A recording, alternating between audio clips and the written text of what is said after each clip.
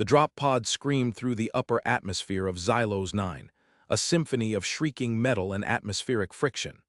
Inside, Cadet Liam Gallagher was a study in forced calm. He was the only human, the only soft skin, in a squad of the Coalition's finest non-human trainees. His suit, standard-issue gray synth fabric, felt paper-thin next to the imposing forms around him. To his left sat Xylos, the squad leader. A Cathar, Xylos was a hulking mass of chitinous exoskeleton, his 4 primary limbs folded neatly, his smaller manipulator arms adjusting a strap on his pulse rifle. His mandibles clicked softly as he reviewed the mission data on his heads-up display. His species had evolved on a high-gravity world, brutal crushers who saw tactics as the application of overwhelming force. Across from him, Lyra preened. A growl, she was all lean muscle and sinew under a coat of fine, silver fur that ruffled in the pod's vibrations. Her people were pursuit predators from a world of sprawling savannas, built for blindingly fast sprints and killing blows delivered with the 4 razor-sharp talons that tipped her upper limbs. She regarded Liam with an undisguised mix of pity and contempt. Her elongated, feline eyes narrowed. Try to keep up, soft skin. The gravity here is 1.2 standard. Your bones might find it taxing. Liam just nodded, his throat too dry for a clever retort. His gaze drifted to the 4th member of the squad, Unit 734, or 7, as they'd been instructed to call it. 7 was a glim, a silicon-based crystalline entity housed in a protective environmental frame that floated silently on a grav disk. It communicated through synthesized tones and text projected onto the pod's bulkhead. Its perspective was one of pure data, devoid of biological prejudice but equally devoid of empathy. Currently, it was projecting atmospheric composition data: 78% nitrogen, 19% argon, trace amounts of oxygen, and a delightful cocktail of corrosive fluorocarbons. Hence the full-face rebreathers. Final descent initiated. Xylos' voice crackled through the comms. A series of harsh clicks and guttural rumbles translated into flat Coalition standard. Objective is simple reconnaissance. Proceed from the drop zone to waypoint Alpha, cataloging indigenous life forms. Do not engage unless necessary. This is a training exercise, not a cull. Efficiency and observation are paramount. He swiveled his multifaceted eyes toward Liam. Cadet Gallagher, your role is support. Stay in formation, manage power distribution for communal equipment, and try not to touch any of the flora. The pod hit the ground with a bone-jarring impact that made Liam's teeth ache. The growl landed with a dancer's grace, absorbing the shock. Xylos was an immovable rock. 7's grav disk whined as it compensated. For a moment, the world was just the hiss of life support and the frantic thumping of Liam's own heart. Then the hatch blew open with a pneumatic hiss, and the air of Xylos-Nine flooded in.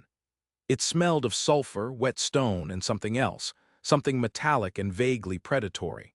The light was a dim, purple-tinged gloom filtering through a canopy of bizarre, umbrella-like fungi that towered hundreds of feet into the sky. The ground was a spongy mat of crimson moss, slick with alien dew. "Move out," Xylos commanded, his heavy form thudding onto the moss. Lyra was gone in a silver blur, scouting the immediate perimeter with a speed Liam couldn't hope to match. 7 floated out, its crystalline mind already cataloging, categorizing, analyzing. Liam took his first step onto the surface of a death world. The ground squelched under his boot. He felt small, fragile, and terribly, terribly soft. He engaged the magnetic clamps on his pack, securing the spare power cells and med kit, and began to follow Xylos' heavy, deliberate pace. He wasn't a soldier of chitin or a predator of blinding speed. He was a human, a creature of persistence and adaptation, and this world was about to receive a lesson in what that truly meant. The first hour of the trek was a silent education in inadequacy. Lyra flowed through the landscape, her 4 arms allowing her to brachiate through the low-hanging, fleshy vegetation with an ease that was both beautiful and intimidating. Xylos was a living battering ram, clearing paths through sheer, unstoppable force. 7 floated effortlessly over treacherous terrain, its sensors mapping every dip and rise. And then there was Liam walking, just walking, 1 foot in front of the other. His boots sank into the crimson moss, making each step a small struggle. The 1.2 gravity was a physical weight on his shoulders, a constant, wearying pressure that made his leg muscles burn and his spine ache. He focused on his breathing, a rhythmic in and out that filled his helmet with the sterile sound of his own life support. He wasn't fast. He wasn't strong. He was just moving, a steady, unglamorous, plodding pace. Lyra would occasionally reappear at the edge of his vision, a flicker of silver before darting off again. He could feel her impatience, her frustration at being tethered to the slowest member of the group. "Cadet Gallagher," Xylos' voice crackled. "Your heart rate is elevated by 22%. Your respiration is 30% above baseline. Are you experiencing fatigue?" "I'm fine, sir," Liam managed to say, his voice a little tight. "Just acclimating." He wasn't just acclimating. He was observing. While the others were focused on the objective, on the sheer effort of movement, Liam was watching the world around him. He saw the way the wind, smelling of ozone and rot, stirred the giant purple fronds of the canopy. He noticed that in certain patches, the ever-present hum of insect-like creatures fell silent. He saw tiny, almost invisible tracks in the moss, patterns of movement that his brain, honed by millennia of ancestors who had to know their environment or die, was subconsciously logging. They came to a wide, open clearing. In the center, a pool of viscous black liquid bubbled lazily, releasing plumes of yellow-green gas. Seven floated forward. "Analysis.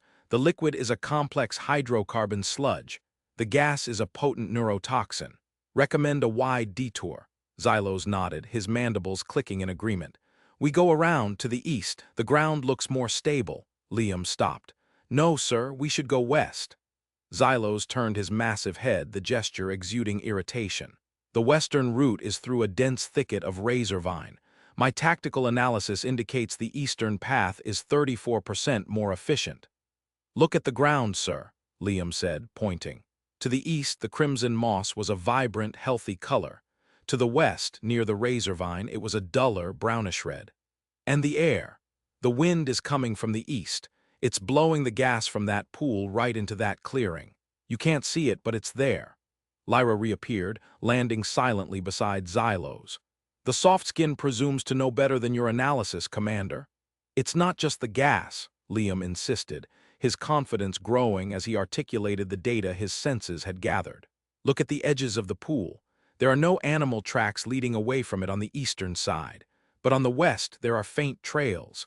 The local life knows to stay upwind." Xylos remained silent for a long moment, his multifaceted eyes swiveling from Liam to the landscape. Seven projected a new text stream. "Cadet Gallagher's observation is valid. Reevaluating environmental data based on biological indicators. Probability of unseen atmospheric hazard on the eastern route is now calculated at 73%. New route recommended." Xylos turned and began to move west toward the razor vine. He didn't say a word, but Liam felt a small, significant shift in the group's dynamic. He hadn't used a sensor or a complex algorithm. He had simply looked and listened and smelled. He had used the primitive, deeply ingrained survival instincts of his species. It was the first time any of them had seen it in action, and the silence it created was more profound than any praise. They navigated the razor vine, which was as unpleasant as it sounded, its barbs snagging on their suits. Liam moved slowly, carefully, while Lyra, in her haste, got a long tear in the fabric on her leg. She hissed in annoyance, patching it with sealant from her kit.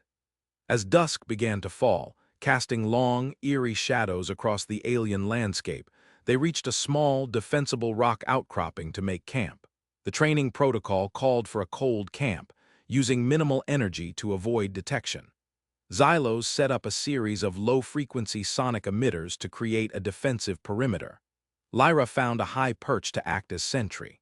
Seven entered a low-power state, its internal system still silently analyzing terabytes of collected data. Liam, after checking the power cells, did something utterly baffling to the others. He began gathering dried husks from a strange, gourd-like plant and splintered pieces of a petrified fungus. He cleared a small patch of moss down to the bare rock, and using the flint and steel from his standard-issue survival kit, started a fire. A tiny, flickering flame sprang to life, casting a warm, orange glow that pushed back against the encroaching purple gloom. Lyra dropped down from her perch, her movements agitated. "What are you doing? The light will attract predators. The heat signature is a beacon." "It's a small fire," Liam said calmly, feeding it another piece of dried husk. "The rock outcropping will shield the light from most angles. And the heat signature is minimal, less than one of our suits on full power." "The logic is inefficient," Xylos rumbled, his bulk looming over the small fire. "Our suits provide adequate thermal regulation. There is no tactical advantage to this combustion ritual." "You're right," Liam admitted, looking up at them. The firelight danced in his visor, making him seem both ancient and alien to them. "It's not for warmth. It's for focus." He pointed to the way the smoke curled and drifted lazily upward before being snatched by the wind. "It shows us the wind direction instantly. Anything trying to approach us from downwind will smell it before it gets here." He then tossed a damp piece of moss onto the flames. It sizzled and popped, releasing a thick, acrid smoke. "And if we need a screen, we have one." He looked at the dancing flames. "On my world, for millions of years, this was everything. It was light in the darkness, a weapon against things with claws and teeth, a place to gather to become more than just scared individuals. It kept the monsters away." He smiled, a faint, sad gesture they couldn't see behind his helmet. "It centers the mind, makes the dark less absolute." Seven's synthesized voice was the one to break the silence. "Analysis, the human is creating a psychological anchor, a focal point to reduce stress and increase situational awareness through primitive sensory inputs. The tactical benefits, while not immediately quantifiable by standard metrics, are intriguing." Lyra stared at the fire, her suspicion warring with a strange fascination. The concept was utterly alien. For the Growl, the darkness was an ally, a cloak for their hunts. For the Cathar, it was simply an absence of light, to be defeated with technology. For a human, it was a primal enemy to be held at bay with a stick that burned. Later that night, the first real danger came. It wasn't a large predator, but a swarm. Skitterlings, the database called them. Dozens of them, each the size of a human hand, a chittering carpet of armored bodies and needle-sharp legs. They were attracted by the trace energy signature of the camp's equipment. The sonic emitters drove most of them back, but a few, more determined or perhaps just deaf, scrambled over the rocks. Lyra was a whirlwind of silver death. Her talons sliced through chitinous bodies, a fluid, deadly dance. But she couldn't be everywhere at once. Xylos used his pulse rifle, but the weapon was designed for larger targets. He was wasting energy taking out one or two skitterlings at a time. Liam's reaction was strange. He didn't draw his sidearm. Instead, he grabbed the thick, straight branch he'd picked up an hour earlier and had been absently carving with his knife while he watched the fire. He'd sharpened one end to a wicked point. Now he used it, not as a club but as a spear. He didn't waste motion. A quick thrust, a flick of the wrist, and a skitterling was impaled. He used the length of the branch to keep the swarming creatures at a distance, pinning one to the ground, sweeping two more off a ledge. It was brutal, efficient, and deeply primitive. He was a caveman defending his fire. When the last of the creatures was dispatched or had fled, there was a moment of quiet. Lyra was breathing heavily, her fur flecked with alien ichor. Xylos's rifle was hot. Liam stood with his simple, sharpened stick. He hadn't fired a shot. "Your tool," Xylos said, his mandibles clicking. "It is crude." "It's a spear," Liam said. "One of the first tools my species ever made to kill things. It's quiet, it doesn't use energy, and it works." Lyra looked from the bloody point of Liam's spear to her own talons. Her natural weapons were part of her. She had never considered the act of making a weapon from the world itself. It was the sort of thing a prey animal might do, a desperate act of defiance. Yet the human had wielded it with the calm proficiency of a master. Before anyone could say more, a klaxon blared from Xylos's wrist comm. A synthesized voice, the exercise controller, spoke with chilling neutrality. "Warning. Unforeseen atmospheric event detected. A level 4 corrosive particle storm is approaching your position. Estimated time to impact, 20 minutes. All training objectives are now void. Your new objective is to survive. Good luck, cadets." The comm link went dead. The wind began to pick up, carrying with it a sharp, acidic tang. The fire Liam had built was whipped into a frenzy before being extinguished by the first fat, sizzling drops of rain.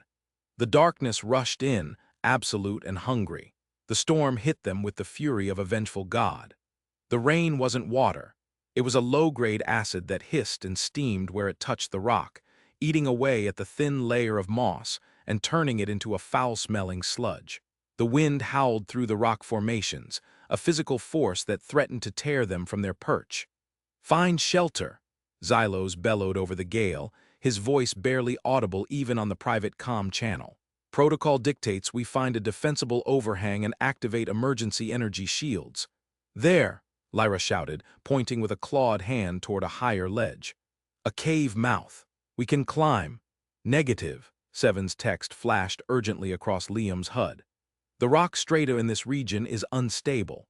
The sonic vibrations from the storm create a 68% probability of rockfall at higher elevations. A cave-in is likely." They were trapped between the corrosive rain and the risk of being buried alive.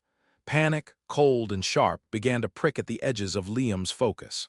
He saw it in the way Lyra's tail twitched nervously, and the way Xylos's manipulator arms were clenching and unclenching. But Liam's mind, instead of panicking, was racing, processing the sensory data he had been subconsciously absorbing all day.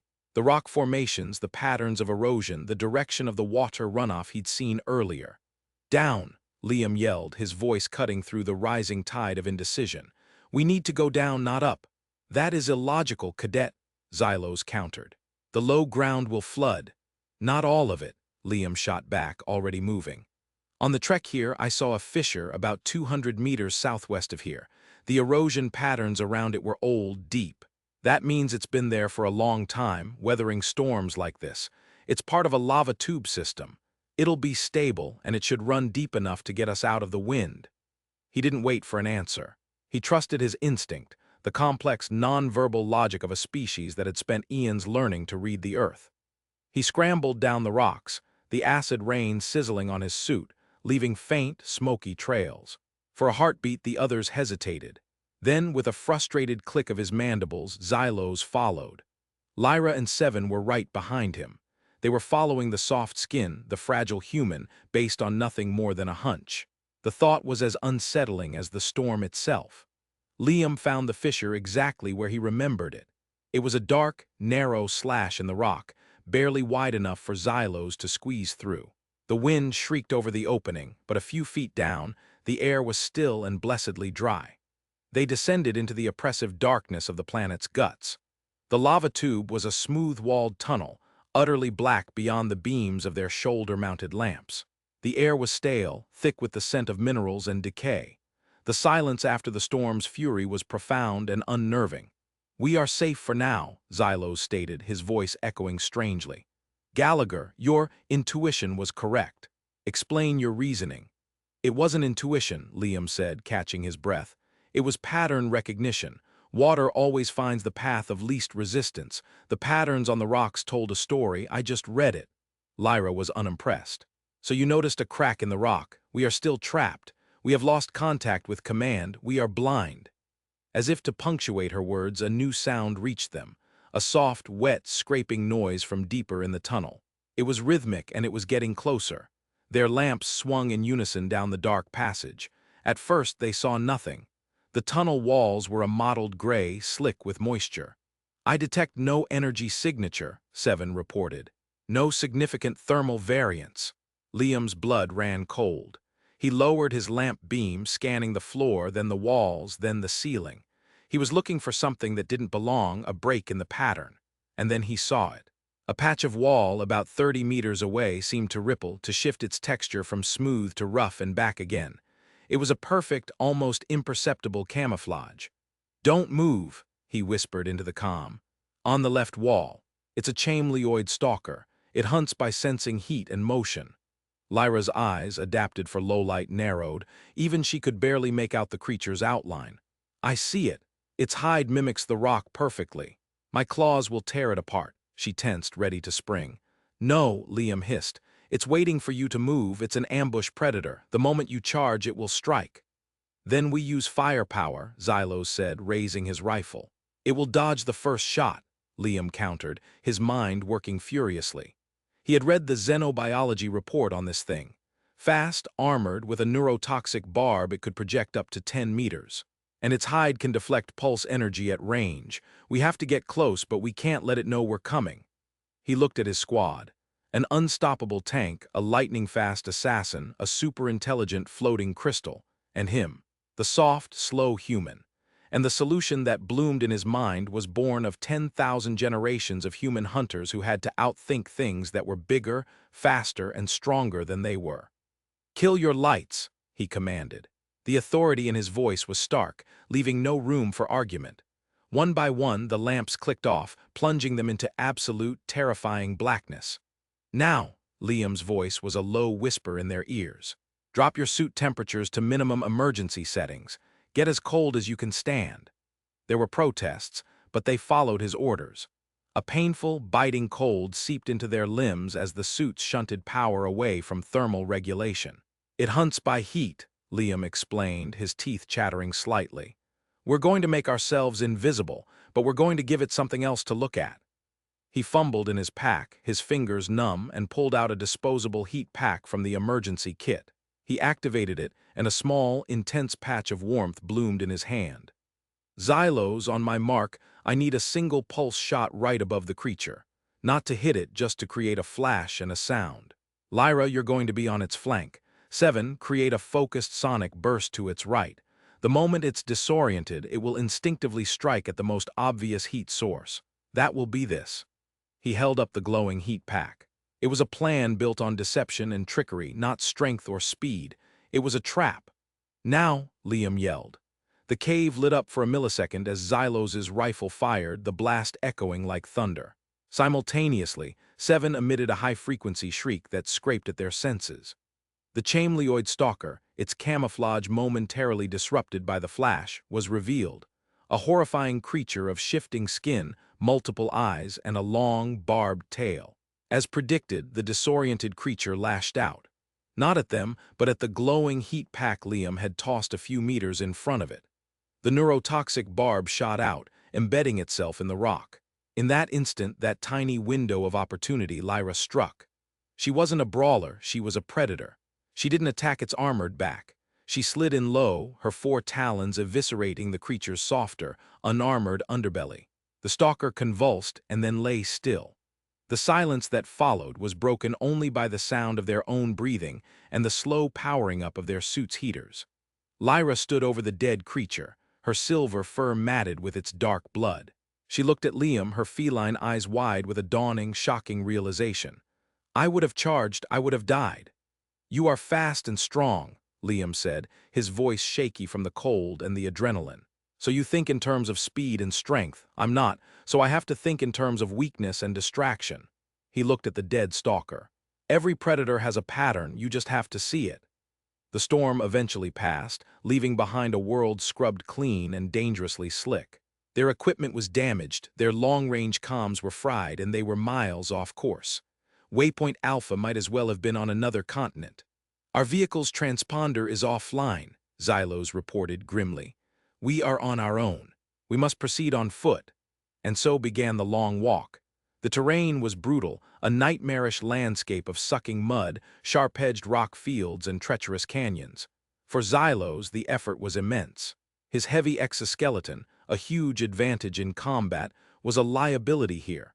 Every step was a monumental effort against the gravity and the mud. After a few hours, the powerful Cathar was showing signs of exhaustion. Lyra fared little better. Her body was a marvel of biological engineering for short, explosive bursts of speed. She was a sprinter, not a marathon runner. The slow, grinding, relentless pace was utterly draining her reserves.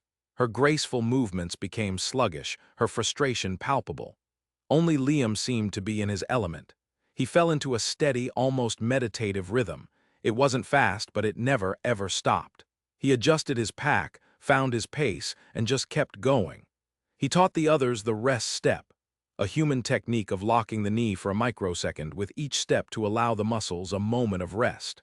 He showed them how to breathe in time with their stride, maximizing oxygen intake. Cadet Gallagher's energy expenditure is 37% lower than projections for a bipedal organism of his mass in this environment, 7 noted. its grav disk whirring as it struggled to maintain altitude on its dwindling power reserves. His biomechanical efficiency is anomalously high. "It's called walking," Liam said, not even out of breath.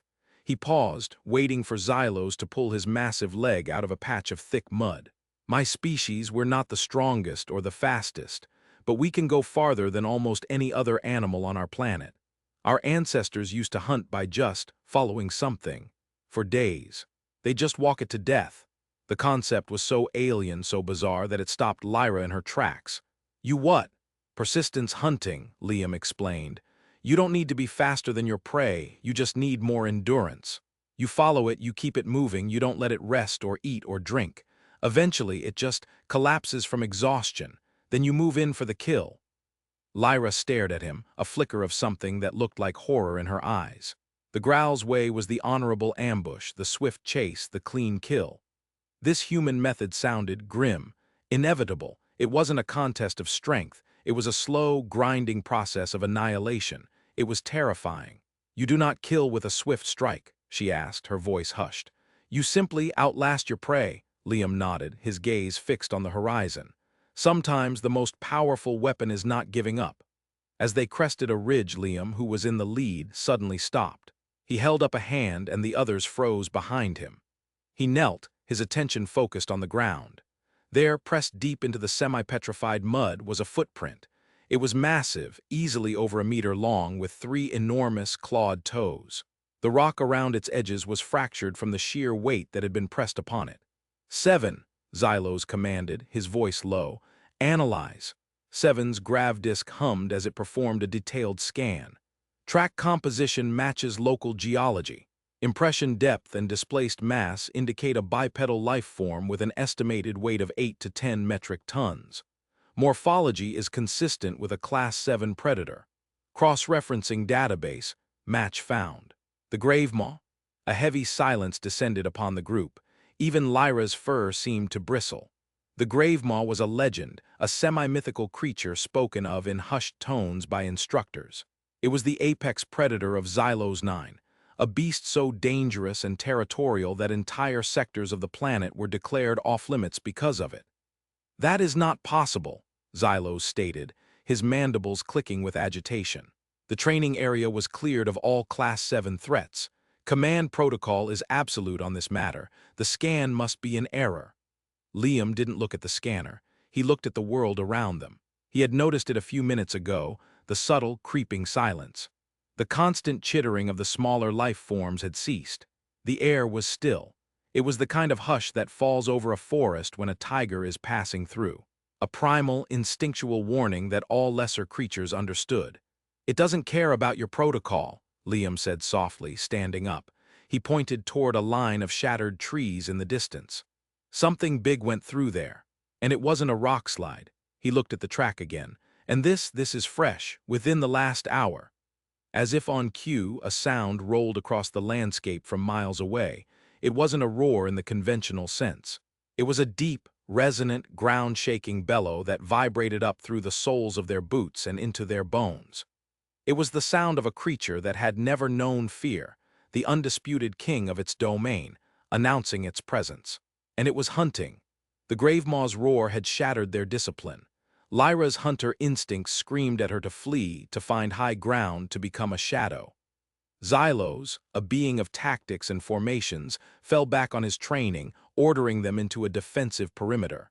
"Weapons ready, find cover, we make our stand here." "No," Liam's voice was a sharp crack in the air, cutting through the fear. "We can't fight that thing, not head-on, it's too big, too strong, and we can't outrun it. Not in this terrain." "Then what do you propose, Cadet?" Xylos bit back, his fear manifesting as anger. "Surrender." Liam's eyes were distant, his mind working with a terrifying clarity. He was no longer a cadet. He was a hunter, his mind a seamless blend of Stone Age instinct and futuristic training. He was thinking about pitfalls and deadfalls, about how his ancestors, with nothing but sharp sticks and coordinated courage, had brought down mammoths. "We don't fight it," Liam said, his voice dropping, drawing them in.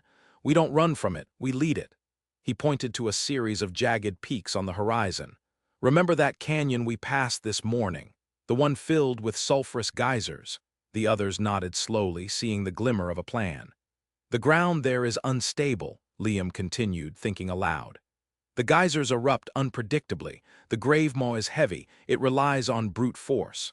We can use its own weight, its own power against it. We set a trap. The plan was insane. It was audacious. It was a human plan. It wasn't about meeting strength with strength. It was about changing the rules of the fight, about turning the environment itself into a weapon. You want to lure an apex predator into an unstable geothermal field? Lyra asked, her voice a mix of disbelief and a dawning, grudging admiration. That is not a tactic, that is suicide. It's hunting, Liam said, his gaze locking with hers. And when something is hunting, it gets predictable, it gets tunnel vision. It will focus on the prey, not the ground beneath its feet. His eyes scanned their small, desperate group. I'll be the prey. Before Xylos or Lyra could protest, he laid out the logic. He was the smallest, the most agile on broken ground. The Gravemaw would see him as the weakest, the easiest meal. It would underestimate him. And underestimation, Liam knew, was a hunter's greatest weapon. The others had their roles. Xylos, with his immense strength, would be positioned near a cliff face, ready to create a rockslide to block the canyon's exit. Lyra, with her speed, would act as a secondary distraction, herding the beast toward the most active geyser field. Seven would use its remaining power to scan the ground, identifying the most unstable crust above the geothermal vents. It was a pack hunt, with each member's unique abilities woven into a single, deadly strategy. There was no more argument. They had seen what Liam's primitive mind could do. They were out of options. They placed their lives in the hands of the soft skin. Liam gave them a 30-minute head start, then turned back the way they came. He didn't have to wait long. The ground began to tremble, and the Gravemaw appeared over the ridge. It was a creature from a nightmare. It was bigger than he had imagined, a bipedal mountain of muscle, scales, and primal fury. Its hide was like living rock, scarred and ancient. A massive head, filled with teeth like railroad spikes, swung from side to side, its tiny, malevolent eyes scanning the terrain. It saw Liam, and a low growl rumbled in its chest. It had found its quarry. Liam turned and ran. It wasn't a panicked flight, but a controlled, tactical retreat. He scrambled over rocks, slid down scree slopes, and vaulted over fissures. He never ran in a straight line, always keeping the beast guessing, always forcing it to adjust its thunderous charge. The Gravemaw was faster in a straight line, but Liam was more nimble, more adaptable. He was using the terrain, making it an ally. The roar behind him was a constant, deafening presence. The ground shook with every footfall. Liam's lungs burned, his muscles screamed, but he didn't stop. He was tapping into a deep, ancestral well of endurance. He was every human who had ever been chased by a saber-toothed cat, every hunter who had ever run down an antelope. He was persistence made flesh. He could feel the Gravemaw's frustration growing. It was used to prey that was either quickly caught or that fled in predictable terror. This tiny, soft thing was different. It was leading it, drawing it on, always just out of reach. He risked a glance back. The beast was closer now, its huge jaws snapping at the air where he had been moments before. He could smell its hot, foul breath. He put on a final burst of speed, his heart hammering against his ribs, and plunged into the narrow entrance of the geyser canyon. The air inside was thick with the stench of sulfur. Plumes of hot steam erupted from cracks in the ground, hissing like angry snakes. The trap was set. As Liam ran deeper into the canyon, a silver blur shot across the canyon wall high above. It was Lyra. She let out a sharp, piercing cry, drawing the Gravemaw's attention for a critical second.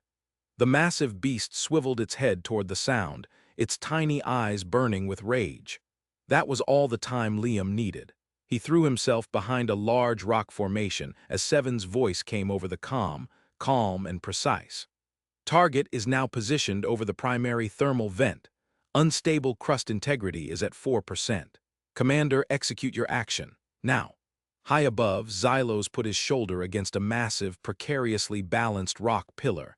With a guttural roar of his own, he heaved. For a moment, nothing happened. Then, with a deep groan of protesting stone, the pillar shifted, broke free, and crashed down into the canyon. It didn't hit the Gravemaw. It wasn't meant to. It struck the canyon floor with the force of a meteor, and the already fragile crust shattered. The grave maw let out a bellow of surprise and pain as the ground gave way beneath it. One of its massive legs plunged into the cavity below, directly into a superheated pocket of geothermal water. A geyser erupted, not of steam, but of boiling, mineral-rich mud that sprayed up and coated the creature's side. The beast thrashed, roaring in agony. Its thick hide protected it from the heat, but the thermal shock was immense. It was disoriented, wounded, and furious. It struggled to pull its leg free from the boiling mud, its attention completely focused on its own pain. This was the moment, the window of opportunity Liam had created. He emerged from behind his cover. In his hands, he held a long, thin strut of metal he had salvaged from their damaged equipment. He had spent an hour sharpening its end on a rock until it was a crude, but lethal, spear. He started running, not away but directly toward the wounded, thrashing titan. Xylos and Lyra watched in stunned disbelief from their perches. "What is he doing?" Lyra breathed. The plan was to trap it, to injure it, and escape. The grave maw, seeing the tiny figure charging toward it, forgot the pain in its leg. It lowered its head, its massive jaws opening wide to snap the insolent creature in two. It let out another earth-shaking roar, a challenge and a death sentence. And in that moment, Liam saw what he had been waiting for. An observation he had made from the xenobiology files, a small, almost insignificant detail. When the grave maw roared, a series of thick, armored plates around its neck had to flare outwards to accommodate the expansion of its vocal sac. For a single second, a patch of softer, unarmored flesh was exposed just behind its jaw. Liam didn't slow down. As he closed the distance, he leaped. He used the beast's own lowered head as a ramp, his boots finding purchase on its scaly snout. He scrambled up its face in 3 quick steps, a flea climbing a mountain, and launched himself into the air. For a heartbeat, he was suspended in the steam and the fury, a fragile human armed with a pointed stick against a monster of legend. He timed it perfectly.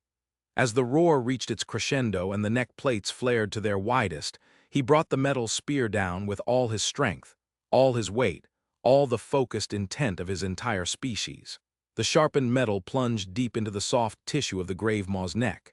There was a sound, a wet, gargling gasp that cut the roar short. The massive creature shuddered, a tremor that shook the entire canyon. Its eyes, moments before burning with rage, glazed over with shock and confusion. It took 1-2 stumbling steps, then its legs buckled. With a final, ground-shattering crash, the apex predator of Xylos-Nine fell silent. Silence.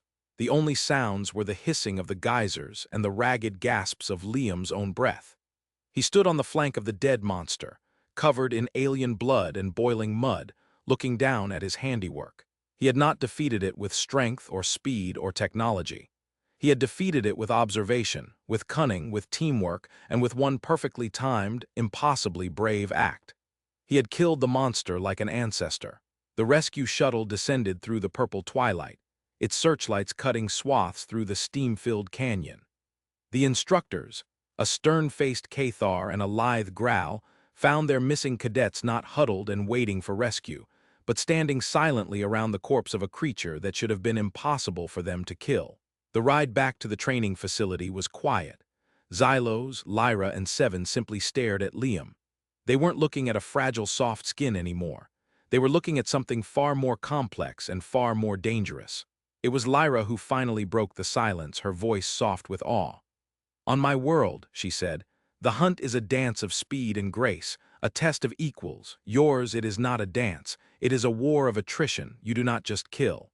You analyze, you scheme. You dismantle a problem piece by piece until it collapses."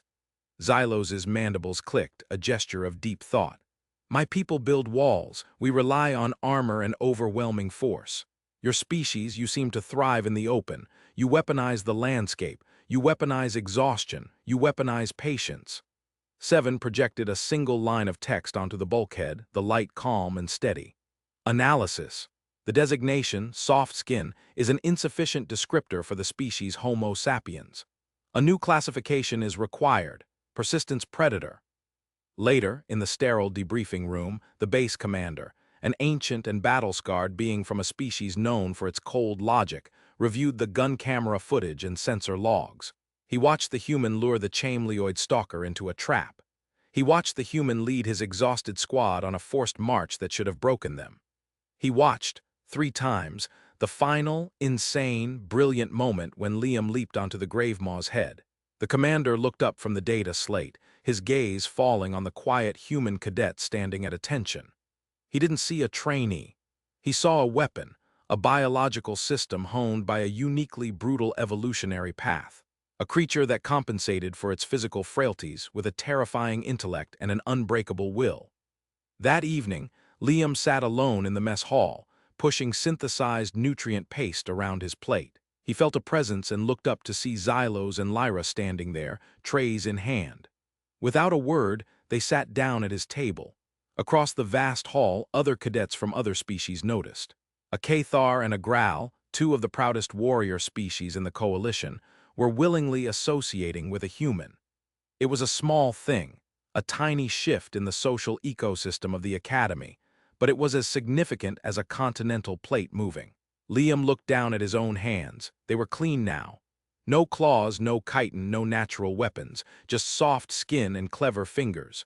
For the first time, he didn't see them as a weakness. He saw them as they were. The tools that had built fires and sharpened spears, the hands that had mapped the stars and dismantled monsters. He finally understood the terrible, potent legacy they carried. The inheritance of an entire planet's apex predator, patient and persistent, now let loose upon the galaxy. And the galaxy, he suspected, was not ready.